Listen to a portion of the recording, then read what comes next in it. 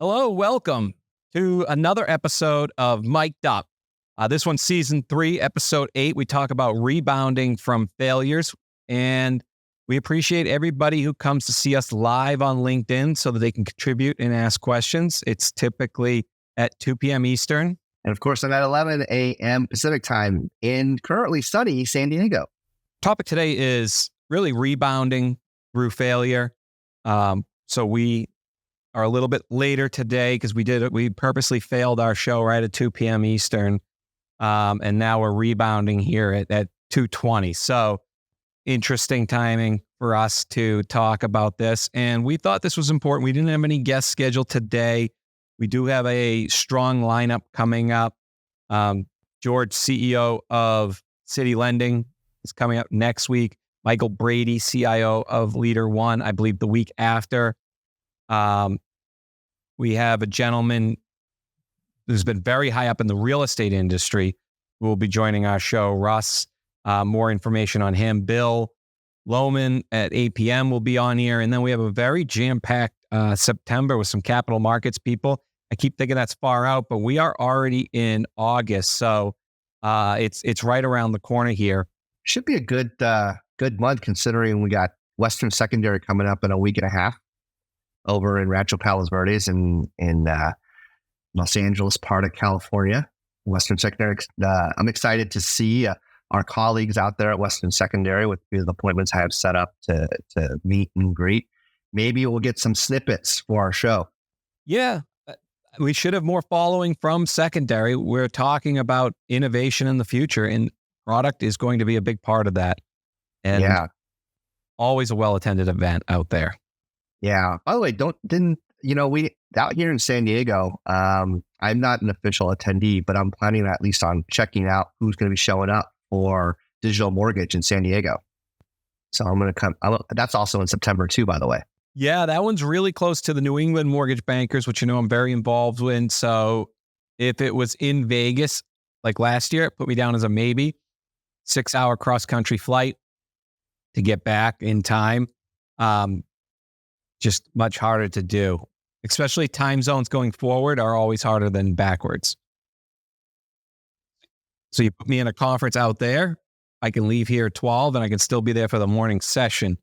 Coming back, you leave at 6, you won't be in till, you won't make it that day, maybe the evening event, right? So Roger that. It's very difficult, but the Digital Mortgage Conference always attracts the larger players trying to do big changes, I think, in customer service because they actually have the money to invest in not just software, but teams to handle that software. Yeah, this year should be really interesting. AI seems to be a topic. Artificial intelligence seems to be a topic that's not just in the mortgage industry. It's on so many people's minds when it comes to what is it that we can use it for to mitigate risk, to create better marketing, to do more business. I mean, it's on the forefront of so much change, and that I find that this year should be pretty interesting. At least getting a gauge of what people are going to be talking about and so on. I think that there's going to be some change in the corporate structure of how certain companies are working because it moves so fast. Yeah, I'll give you an example. So I have a really cool client, Sapiens Decision, that allows you to take decision models and have them live within a place where you can no code. I mean, it builds the code, but in an environment where you don't need coding experience to begin to take your flows, charts, and also your decision checklists and put them in a place that can create a decision tree in a mortgage language that somebody can look at and say, oh, we have a problem here because we still need to have exceptions or not for this part of the product or this part of our process. What it's taught me, and I think what you're hinting at, is none of these companies have a role of who's in charge of the decisioning at the company or a plan around the fact that decisioning models are becoming assets because you can go and call them. So when we asked this really, really large lender, an IMB, who's actually in the process of acquiring others. So you're putting together a lot of checklists that sit in cubicles put up there, right? But all go up to the one piece, which is how do you identify risk within a product so that you can have more opportunity. Oh, this person handles those rules in Encompass. Secondary really does a lot of those rules in PPE. So they'll shut off that program if they don't want it. Our underwriter sometimes helps with those rules. There's nobody in charge of a rule governance. And I find it interesting, and I think it will be a big shift because it's an iPhone moment for everybody I've introduced it to. Like everything I do, it's harder to get somebody on the initial meeting. And then when they get on any of my meetings, they see why most of the adopt the brand stuff is, oh, well, I never. And even that CEO said, I don't think we do have any decisioning governance really in our, it's all relied upon by a mixture of each vendor is in charge of that governance. And why it's relevant is it's going to be easier to call that decision and bring it back to where you need to bring it and let the software either make the right decision or prevent you from making the wrong decision. But it's just very interesting to make, whether it's your condo rules, LTV rules, buy down rules, right? Pass when you should pull credit because it's so costly now to pull credit. Can you make decisions, better decisions during the process of when you should be pulling credit? All of these are decisions that can become decision models. And this is what the GSEs do. That whole EU LP is they're calling out to decision modelers. What company they use, one thing, but it's just one big taking binders and turning them into decision models. Back to your point though, things are going to change on who's in charge of what. Yep. I consider, the topic of today's show, rebounding from failure, considering what has happened over the course of the last 2 years from seeing a really low interest rate environment. And then all of a sudden the Fed raising rates, mortgage rates going up, layoffs and dropped incomes and dropped commissions and dropped units per sale and so on and so forth. I feel like that, back in the 90s, when we first started using decision-making processes like FICO scores were being introduced, and then DU and LP got introduced. It went from everybody was handwriting 1003s to all of a sudden brokers were using Point, and then Countrywide had they didn't have H2O. I forget what it was called, but that's Plaza. But it was just like you had all these different LOSs, and they're still out there right now. So I feel like right now we are in like the first grade level of the mortgage industry right now. And the reason I say that is because as we try and discuss, and I use the word try because try means that you have this willingness and understanding of failure, that we're not really rebounding from failure per se. We just keep growing. And I think if we have the willingness to reframe where we're at, that is really where we have the ability to rebound from what is perceived failure to just the aspect of business and sales growth. And I think that when we're doing this, so over the course of your career, Mike, I want to segue into talking about you, and if you want, we can talk about me as well. It's a little bit scary talking about the beginning part when you're at the beginning stages, is because you're like, oh, I didn't produce enough sales. Oh, I didn't make any phone calls. Oh, I didn't have an appointment. Da, da, da, da. But I think, how do you think you defined? How do you define failure? I want to ask you that question. Do you consider like failure truly failure, or is it just is it a black swan event every single time? Or is it something that you think that you could get something from? So I'm able to motivate myself by using failure as a motivation to keep pushing on and addressing to myself, you have learned so much through that failure. You are a better person. You are a better person for this obstacle in front of you because of those failures. I believe I've done a good job over the years, especially because failure to me has always trickled in. It wasn't overnight. Big black swan event happened. The rates went way up. This happened, at least for the last decade. I mean, I've had where the whole world sort of turned upside down, but I'm always able to say, we got to wake up the next day. We got to move on. And there's two ways to handle it. We can either look at us and say, yeah, in the mirror, you're a failure. You could have done it differently. Or I like to think I am now better than my competitors or better than my peers in this area because that process of failing, I put in hundreds of hours, or maybe not, a lot more hours than the average person in that journey. And so therefore I am a lot more hours of real world experience, better off than most of the people I'm going to run into. And that's been how I've really been able to handle this piece of being innovative, entrepreneurial, pushing ahead, sacrificing short-term wealth for long-term gains, and then betting the farm, as you will, on pieces that really didn't pay off. Right.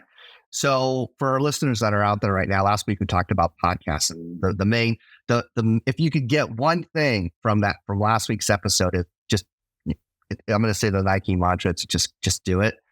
And so what Mike is saying right here that I'm leaning from is from the past 2 seasons of shows, as we've interviewed various leaders of the mortgage industry, one thing that they have consistently done is consistently work and consistently achieve and consistently manifest the type of things they need to do in order to achieve the position of leadership, either in sales or the development of business or the creation of. And you don't get to that point of the creation of or the manifestation or the doing without doing multiple tasks, without doing multiple calls, without making multiple meetings, without making multiple. Grant Cardone talks about 10xing everything. And that's just not 10xing your business, your income, and your life. It's also 10xing the activities that you have to go through as well. So knowing that, Mike, what are, you when you can touch the topic of mindset on changing yourself, but what are some of the things that you thought, hey, you weren't doing before and you needed to either 2x, 3x, or 10x in order to rebound from what wasn't working to turn into something that does work?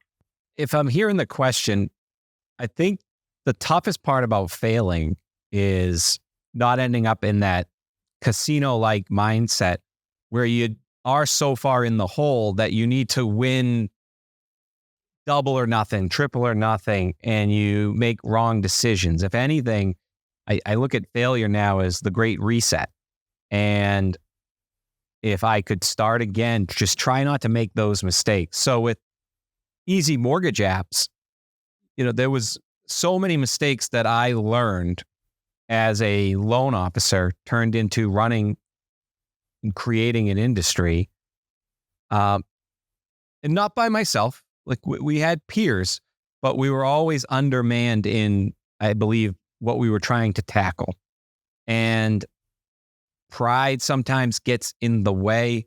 Sometimes you can fuel off of it, but it also leads to areas where it prevents you from delegating. So that would be the first failure at Easy Mortgage Apps. It was very difficult to find the drive to scale because it was always that next obstacle, or I should say next sale in front of us that needed to be made to survive the week, the month. But we were like holding sand or grabbing more sand, and it just kept going through our hands. In hindsight, at the time, we were grabbing more sand than everybody else, and pride had us happy. I'd say on the other side of pride, that was one of the tougher parts of failure. I think the failure of Easy Mortgage Apps is one perception of metrics that other people put upon it that it did not, or just put upon any tech startup, and it never hit the metrics that people call success. And then I started to buy into, okay, it wasn't a success, and never really marketed it as the success it was. So it had 32,000 loan officers on it. it had $500 billion of loans go through it. That is something to be proud of, right? But it did not exit. And the lenders that on the pride side that I said, as I was forming this market, you're going to regret it. You're not going to, another vendor really took the baton and took it there. And it's the pride of like, they were right. They rode my wave and then went on to that wave and did just fine. And I was wrong in telling them that. I should have never said to them, but I wholeheartedly believed, and at that time we were ahead. And I don't think the other company would have done half the stuff they did if we didn't motivate them. Like the old WCW, WWF rivalry. Like when you have a challenger doing well, you start to step it up. Yeah, I think those, and then letting down, and I'm sure the mortgage industry went through this a lot in the recent downturn, but those people that work for you, if you're somebody that leads from the front with motivating them and I guess the biggest difference is a lot of people sacrificed a lot because they saw in me sacrificing a lot at this vision that we were really going to do it. And we did it from what I just explained. But the reason they joined was obviously, and I'm guessing, a monetary outcome. The reason that I'm now at the table down, have to double up, is the monetary outcome. Maybe the biggest failure is not knowing when to pull that parachute, but innovators and thought leaders and people that push the barrier and create categories like mobile app, they typically aren't the ones that pull the parachute too early. So do you think that you ever saw during that time period, even with all some of the good stuff they had, and completing closed sales, and then maybe, I don't know, in dark times like we've been over the course of the last 2 years, did you ever look there and go, yes, it's bad, or you know what, we don't have as much as we want. However, I'm going to motivate myself to do this, but I can see where the end is. And if you were to ask yourself that question and then answer it, and say, I know where the end is, and say it's going to happen when rates go down, employment gets better, housing listings are increasing, and as a result, there may be more possibility for purchase transactions versus refinance transactions. Did you ever sit there and go, these are not black swan events, but these are the events that could cause us to get more business? I'll say I'm a little different in we did not have any A-round, angel investing, VC. I certainly would go out with decks and certainly put a nice salary in there. But because we never had it, I personally never had any successes that would cause me to even take a vacation. So not only was it personal that we are going to win, and I think that was probably part of the failure, is I had goals, but the goals were sales metrics more than they were SaaS-based tier-up metrics. Like where are we going, I guess, is the problem. The other problem we had is we had multiple partners in the company. So at different points, as the journey got longer, what each person saw was the next step, created some noise and confusion for potential investors. But at the end of the day, I lived and felt that failure every month, right? Looking at my own P&L. And you could tell at times, almost every time, we were going to need help. It's just, how can you separate yourself from the business to go out there and find the right help? Because when you're dealing with equity, you're worried about that failure too. Like, you worked so hard for all this, you're only gonna be able to give away the slices so much. What if you give it to the wrong person? And so you end up not giving it to anybody and failing. So, that's another area. And, we talked to a lot of leaders, and one of a few times I've mentioned in a few shows that some of these presidents or leaders have stayed in their lane. whether it was concentrated on USDA loans, whether it was concentrated on a certain type of loan officer of productivity, or the leader would stay in their lane, but he would delegate the duties to those who know what they're doing.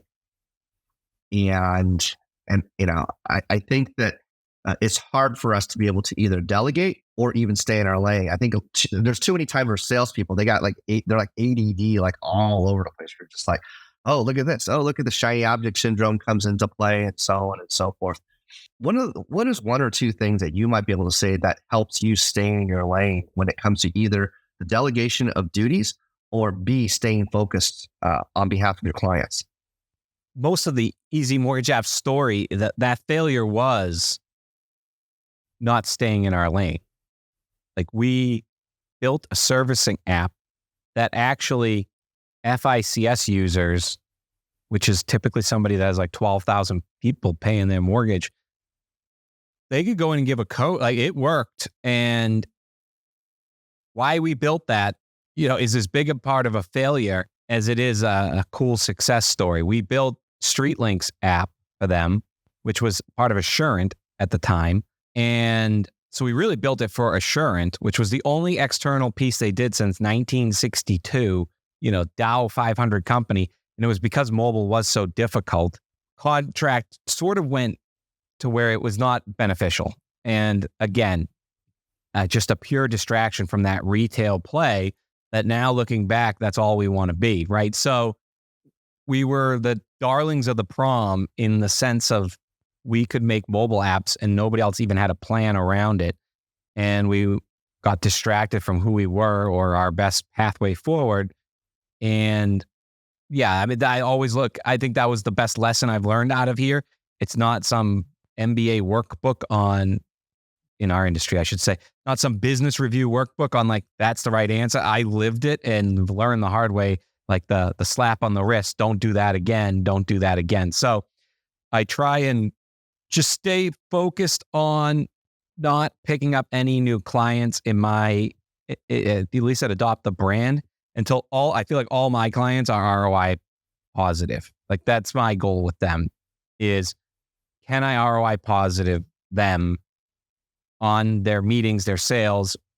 And I spend my free time figuring out how to scale and delegate through automation. I'm always been bullish on auto outreach, and I wish I wasn't bootstrapped and could just pay somebody to help me sort of build that. But until then, most of my extra time, if we're not working on this, is on YouTube trying to figure out how to auto outreach. Because whether I'm trying to get new clients, whether loan officers are trying to create new connections, whether our podcast is trying to create new subscribers, it typically starts with, while you sleep, engagements occurring, right? So, and we failed there. Like, I think it's always on the top of my mind. If you don't have a marketing data strategy, and if you can't afford it, you should constantly refresh it in your book and just have it like the to-do list. But I don't know how any mortgage vendor or any mortgage lender trying to reach customers is doing it without a real hard look at how they're going to automate and analyze their metrics on outbound outreach. And I wouldn't just keep it to marketing, because those metrics, everybody in every business are going to ask for. And the more polished you are at them and the more you have them, the more opportunity is going to come to you. But at the same time, the less you'll be distracted, because you can look at those numbers and decide where your distraction is, not just go on gut instinct. Because when things start moving fast, you do a lot of gut instinct. And if you're successful, you're right a lot on your gut. So you follow it, and then you accidentally follow it into a dead end. You follow it into a valley, and your competitor took a ladder over it. And so now you had the lead and now you're playing catch up. Did a lot of that. So to summarize all of that, if you are in sales, if you're an originator or even a leader, there's two lessons and everything that Mike just broke down. Number one, know when you're in your own way and know when to get out of your own way and then accept that you got in your own way so that you know how to step aside and allow those who are in your circle of influence or in your employment or those who may be in ancillary service to say, you know what, this is how I'm going to get out of my way so that I can move forward. Because if, we don't know what we don't know, meaning that we're so geared into what we've already done successfully. That's when we get our own way, and we're stuck in. We could be here, but we're stuck here, and this could be comfortable. But in order to get here, there's that discomfort in between. And in order for us to be able to move from one point to another, we can see what's going up here, but yet we don't get out of our own way. Why? Because we're so comfortable here. And I think one of the things I'm hearing from you is that the lessons that you're learning is that you were not just able to understand what's going on, you're also able to currently translate that in seeing what you've already done in some of the learning lessons. You can call them failures if you want, Mike, but really learning lessons, the preschool learning lessons, translate that into the service providers that we're working with, Sapiens or Silverworks or any number of some of the Adopt a Brand clients that you're working with right now, and then say, okay, if you're here and you want to get to here, can you see the noise that's stopping you from going from here to here? Can you hear it? Can you see it? And are you willing to get uncomfortable with some change in order to reach that level? And so with that, Mike, what are some of the things that you had to commit to get uncomfortable to create that change? Because it's one thing to motivate yourself, but like, what are some of the most uncomfortable things? Is it okay if I ask that question? Yeah, sure. Yeah. What is name one thing that you think was so uncomfortable? Tell me a story of when you felt uncomfortable about doing something, but you committed to doing anything, and whether it was successful or not, it was irrelevant, but you decided to make the maneuver. I mean, early on, one of my partners was my boss and a very, a mentor to me, Paul, and just a strong figure. And I was the one making the outbound calls, and I was the one going to the conferences, and he was handling the operations of the company. And he was always at the old company we were at, the president, right? And I was a young loan officer trying to make a name in town. So at some point I realized these lenders, like we're talking to CEOs of top 300 lenders, they really need to see me as president or CEO of this company if I'm going out there and meeting with them. So that was an example of an uncomfortable conversation that I probably put off, a couple months, and then creates more opportunity for failure because it wasn't just the title that came with it. It was like the lenders had to believe that I was running it because what I was telling them out there was a vision. I was selling more of a vision than a result. Like Easy Mortgage Apps was a better way for a better customer experience. For example, we created the Domino's Pizza Tracker before Domino's Pizza Tracker created. So, and now everybody raves about, in mortgage, you'll hear podcasts, we called it the Domino's Pizza Tracker. We actually had it in mortgage, and the Easy Mortgage Apps had it before Domino's had it. So it's telling them that's a better customer experience. Customers would prefer that. Them saying no, they would prefer hearing from our loan officers. Me saying, look, I have a vision that when I started in 2013, I remember saying the average person looked at their phone about 60 to 90 minutes a day. By like 2015, the average person was already up to 2 hours and 40 minutes. And I had snippets, so I knew we were onto something. Like, people are spending 2 hours of their day looking at this. Now, we weren't wrong. Just quick plug. Still think the mobile strategies, like everybody should be reaching out to me at a lender because the average person's looking at it about 9 hours a day. That's a pretty insane phenomenon that did not happen 12 years ago. Nobody looked at anything for 9 hours a day. Now they're pulling it out of their pockets, staring at it. They had to believe that my vision was, okay, I'm going to make everything on this phone, whether my partners were part of it or not. They had to believe I was the one doing it because I'm the one shaking their hand. I'm the one calling them. And so that was an uncomfortable conversation saying, look, I need to be president now. And, Paul was good with it, but it was also a really successful company at that point.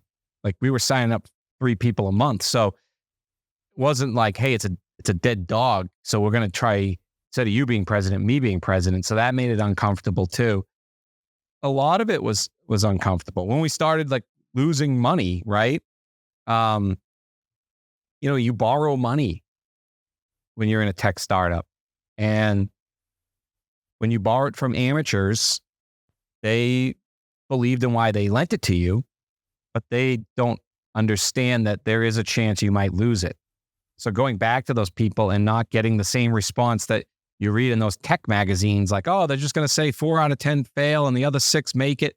No, they're like, that's my money. Like, what do you mean it's not working? And it's like, I tried everything in my power. I think that you said, just do work, show up.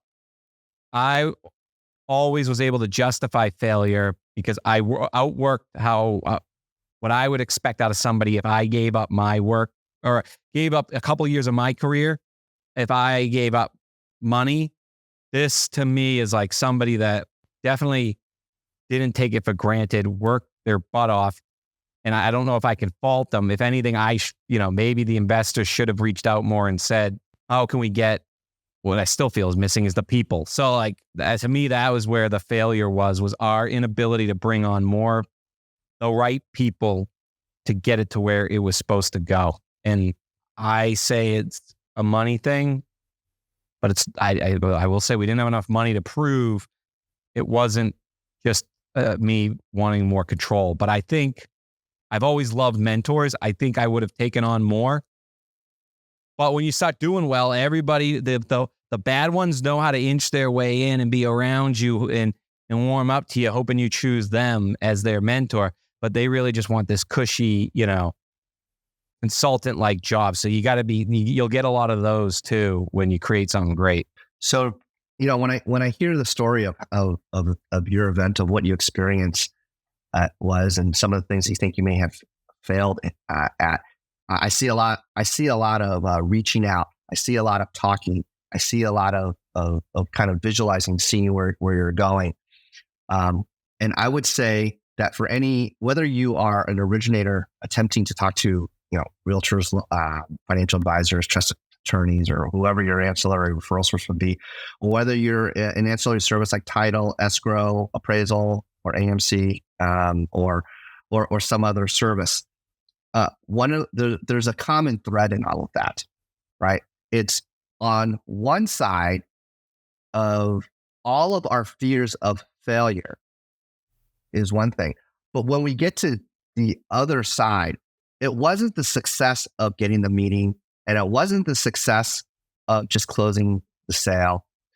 It actually became the success of creating connection. And I can, not only do I see it, and not only can I visualize it, but I hear it in the social media posts, right? Because people begin to recognize you, Mike, at the shows, and that's because you created connection. And through those connections is how we can create closed business. And I think the visualization we have is instead of having this, we're just coming out of this pandemic. We're 50% of American citizens that are out there right now. They're talking about being lonely, being depressed, being in a hybrid environment. We even see hybrid environments right now. You could be a dock drawer, you could be an underwriter, you can be even an originator, and you're doing everything by telephone, right? But you're looking at the money because you're desperate for money, but that was just the vehicle, and not realizing that you're really looking to create connection.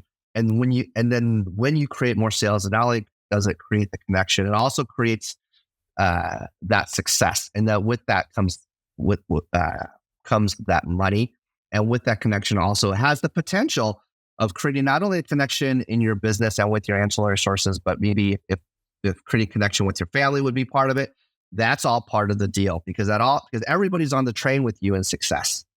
Yeah, I would say the hardest part about failure might be the fact that the best part of what I did at Easy Mortgage Apps and what other people will do when they actually truly create something, they're building something. So if you're a loan officer, that's one. If you're building your own, before the app, I created my own networking groups because I couldn't afford BNI and I loved Rotary. So I said, why don't I take BNI, but we will do service above self type items. And we built it up to like 11 chapters in Massachusetts of 10. So we had about 110 members that met in similar format. That's building something. Like if you can get up and build, then the actual process is what I'm saying becomes more fun than when you actually reach the goal. Because when you look back on it, because all your memories are while you were building. Less of them are that one day where you celebrate that you accomplished it. The problem with failure is when you're all done and you have 12 years worth of stories, it's hard to find somebody that wants to hear them, that has especially in a niche world like loan officer or mortgage tech vendor.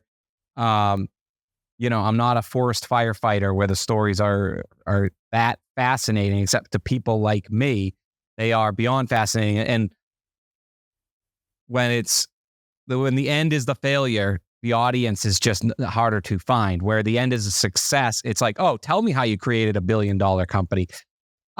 You might say no. I mean, maybe on podcasts people want to listen, but around a Thanksgiving Day table, it'll put people to sleep faster than tryptophan. So it's people. My dad always said, everybody loves a winner, Michael.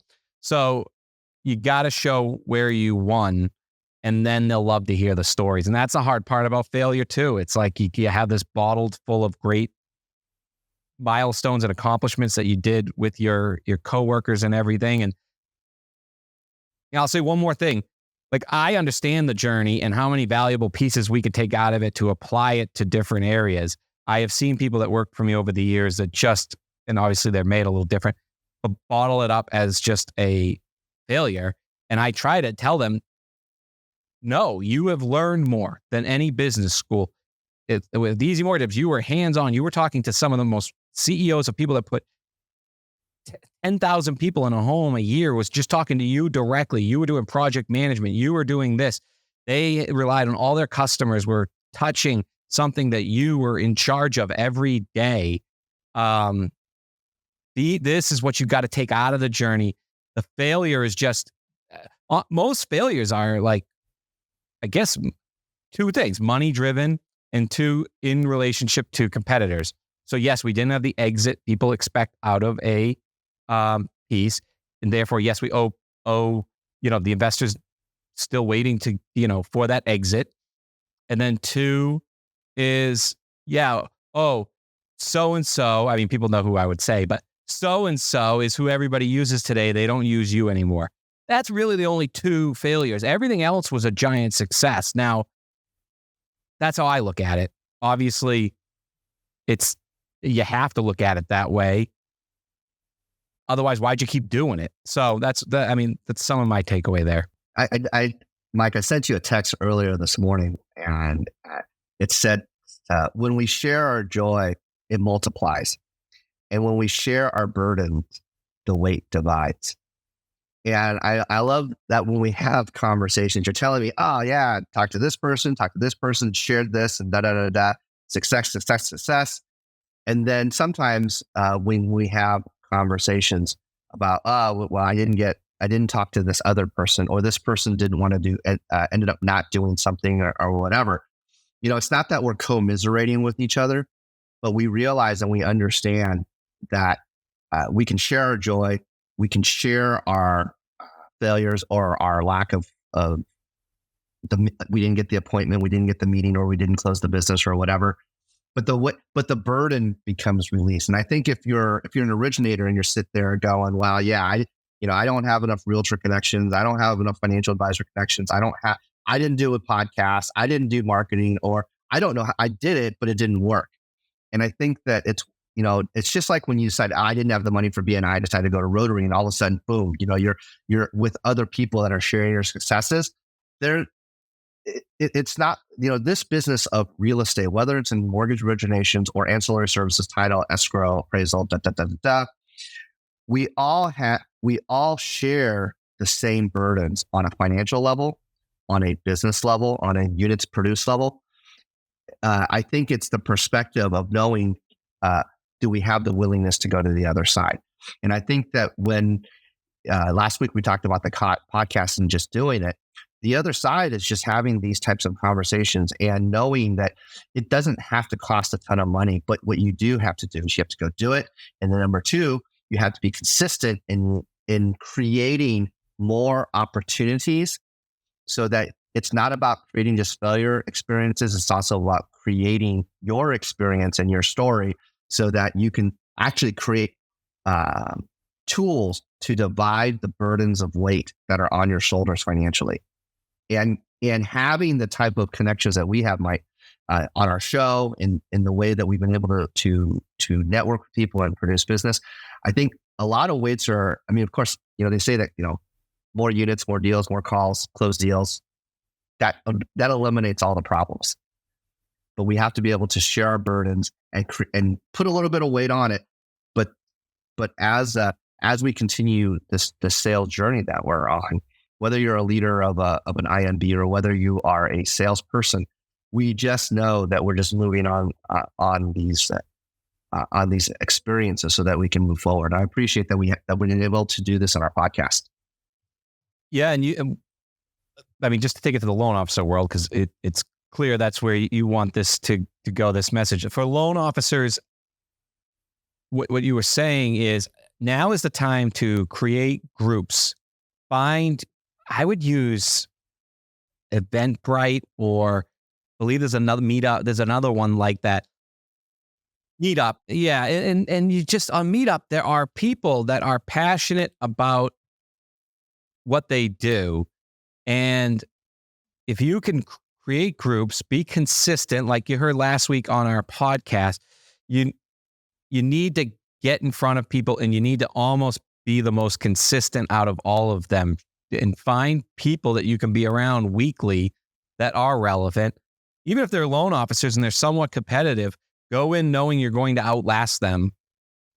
And that is where a lot of the business I believe will come from in the future. And when I look back on what I did, it was like at night I planted the seeds. At night I softened the sand, if you will.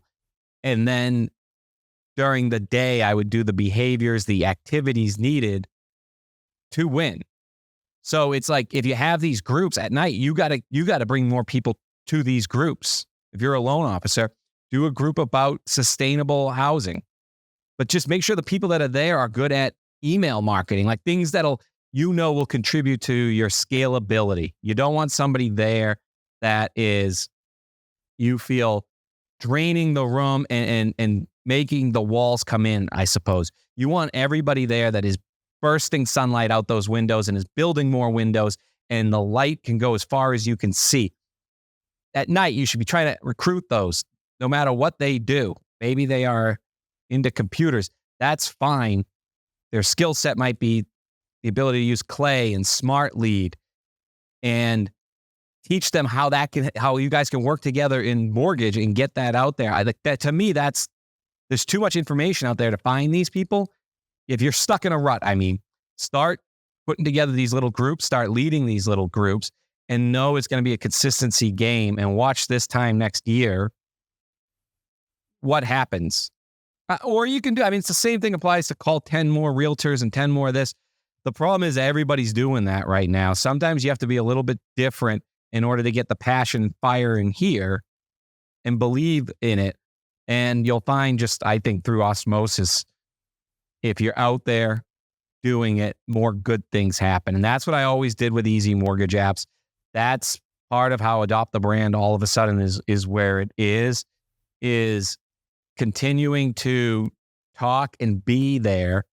And But at the same time, the failure of last time was, I think, not bringing in more people, because people make the business, right? People that would win. And so this time it's, how can I start making enough to save enough to bring in the people to do whatever that is the next time? But it's certainly not going back to something where I am just limited to 9 to 5. And I think that's how I cope with failure. It's, if I now lost and now I have to just cope with 9 to 5 to have a retirement, it would hurt. But the fact that I'm still able to keep building, I just say, look, you learned this, and now look at your skill set. You should be able to build something bigger and better now. Go do it. Can you believe it's almost been an hour? No, this has been really great. I think I think this type of show just isn't just for originators. It's also for anybody that's in mortgage services, sales too. And even more importantly, it's for when you are the leader of an operation. I'm not just going to say like you're a CEO of an IMB, but also I'm going to say if you're the CEO of a mortgage team, meaning that you're a team of one, one originator or one salesperson is to just know that, number one, that there are other salespeople that are in here. So I think that, when we're getting out, next week is what Western Secondary, or week after, I'm sorry.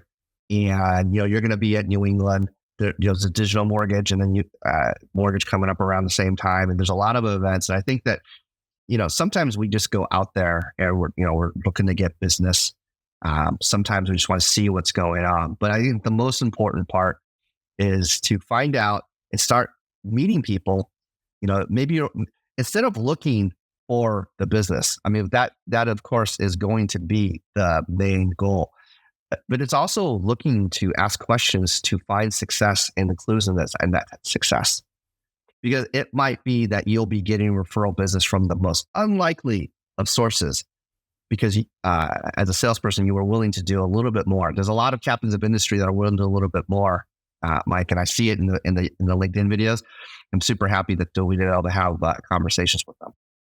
On your end, as we kind of come here to the top of the hour, the end of the hour, when you're a loan officer and you're switching from company to company, do you think that, do you fail? Like, is there a feeling of failure often that you failed that company in what you're able to do? Or do you think most people leaving, or in your case, do you feel the company kind of changed or you changed, and that it's not a sign of, are there any failure remorse at that triggering of changing companies on either side? Like the company failed me or I failed the company? Yeah. Most of the time I would say it this way. I act like it's always the company's fault when leaving a company. But deep in my heart, I feel like I failed because, I remember multiple times. I remember I was back in the heydays of the early 2000s when everybody was doing 20, 30 loans a month, or it seemed like everybody was doing 20, 30 loans a month. I was getting recruited and so on and so forth. I felt like if I were to leave whichever organization I was at right now, or when I did leave an organization, I felt like, I was angry. They didn't processing or whatever, ancillary services, or not enough leads or whatever. But it was really like, I didn't do enough. I didn't do enough lead origination. I didn't do enough introspection, self-discovery to make everybody's position better so that I didn't have to leave.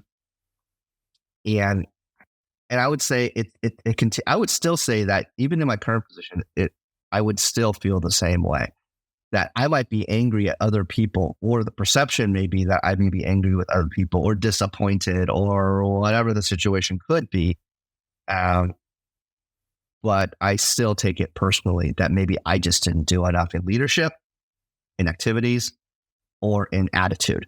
Thank you for sharing that. And I think that's very normal. And usually, especially in sales, it is going to come down to, when things are going really well, you're almost too busy to reflect on if it's going good or bad. So when it starts to slow down, that's usually when somebody leaves a company, and naturally they think the slowdown is not the market, but somehow something their employer did. Do you find the industry has failed loan officers by not offering pathways for careers or career enhancements and just making them believe, like in the tech world, I said the outcomes were either you have an exit or your competitor is, you beat your competitor, your competitor beat you. Is that similar to loan officers and they're so sales driven that it's you made President's Club or you're the better loan officer in the town? Is there a way to feel like it isn't a failure? Or have they done anything in the career to where you could feel like your journey with that company isn't a failure if you didn't sell well? Oh, you're on a slippery rope there, Mike. I honestly believe right now, Every company but the ones that employed you. oh my goodness. I honestly believe that half the originators that are out there, and this is a reduced bunch of originators that are out there across the United States, we're down, 60 or 70% of where we were a few years ago. I honestly believe half of them are in the wrong spot. Whether they're a broker and they should be retail, whether they're retail, they should be a broker, or whether they're retail and they're in the wrong retail organization, whether they're a broker and they're in the wrong broker organization. I don't really think over half of them know themselves well enough to be at the right company. I could see that. The industry doesn't really have a strategy around slowdown. Like, Michael, you're really good with first responders and you're doing 12 deals a month. We'd rather you do 6. You're going to love the culture over here. Do 6 and treat them really, really good. And we're going to have these new incentive packages for these firehouses and these police stations. And we're really just going to lean in on being a culture play. If you're doing 12, you're not the person they're going to pick, right? They're like, we need you at, how can we get you to 16? Can we give you an LOA? What can we do? Fast forward 6 months, the 12, 14, 16 are your metrics for success or failure, not if you had taken the blue pill and went the other way. Not that that exists, but I think I think the culture, falsehood, right? the lie that originators who are in retail or brokers too, by the way, the lie that originators tell themselves is that their employer, the broker of record or their managers that have capital markets and so on, the lie they tell themselves is that the company is earning more and they're not earning enough. That is when we a few weeks ago when we had the rep from NAREP on, Jason. Yeah, and Jason Rivera. I said, and the comment I said to him, I said, it's so funny, that the average originator, the really good ones, they're not earning 80% or 125 basis points because they get it right away because with their LOAs and their systems and their marketing, they're back at 40 bips. Yes, they're doing maybe 10, 15, 20 units a month, but they're not earning 80% or 125 bips because after all their expenses, they're like at 45% or 45 bips. And he laughed and goes, that's so true. I have a kind of a bomb I can drop here for those that listen to the whole episode. I've been holding on to for about 2 weeks. I just haven't had a chance to tell. Maybe I told you, Mike, I forgot, but I didn't tell you on the show. Very well-informed source, very influential in the industry on the lender side, informed me that the CFPB is having conversations about a universal LO comp piece, and that is a possibility.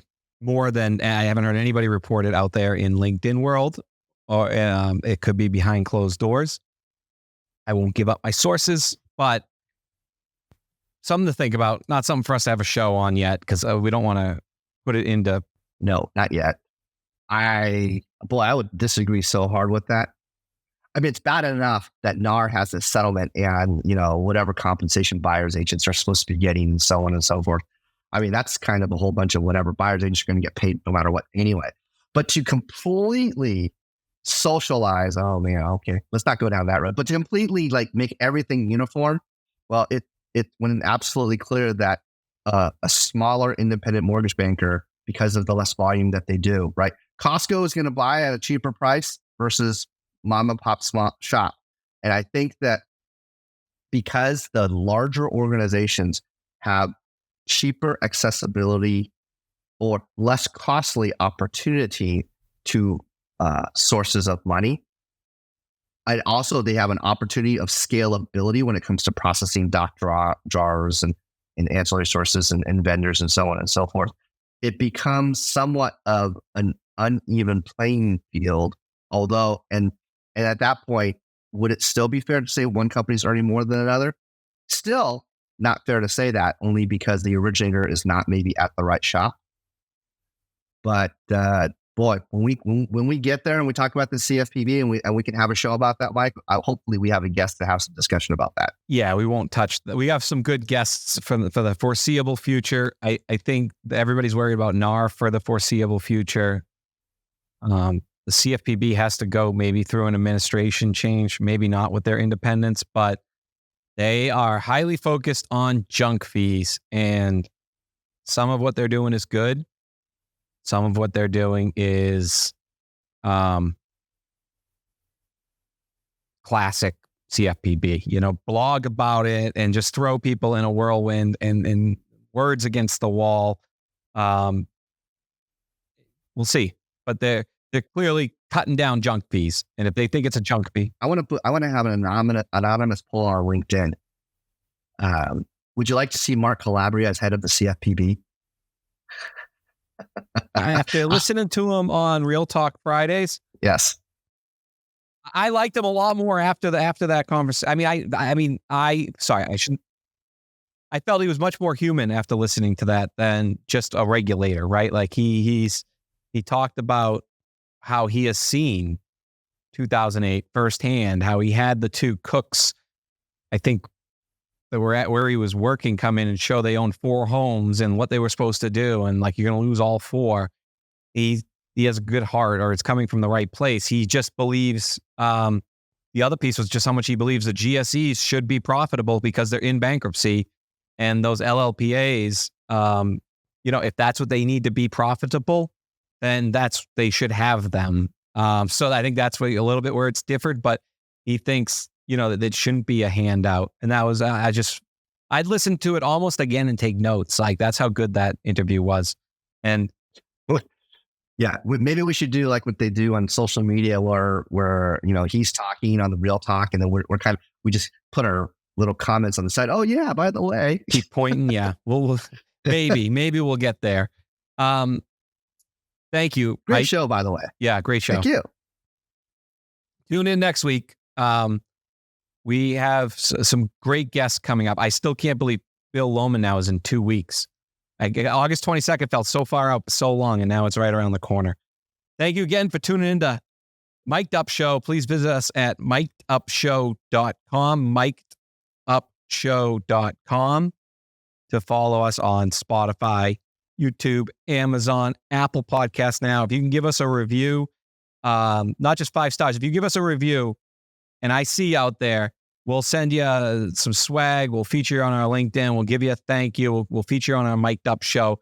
We'll give you a big 5-star treatment if you give us a 5-star. Thank you. Yeah, maybe you might give him a hug too. Baby.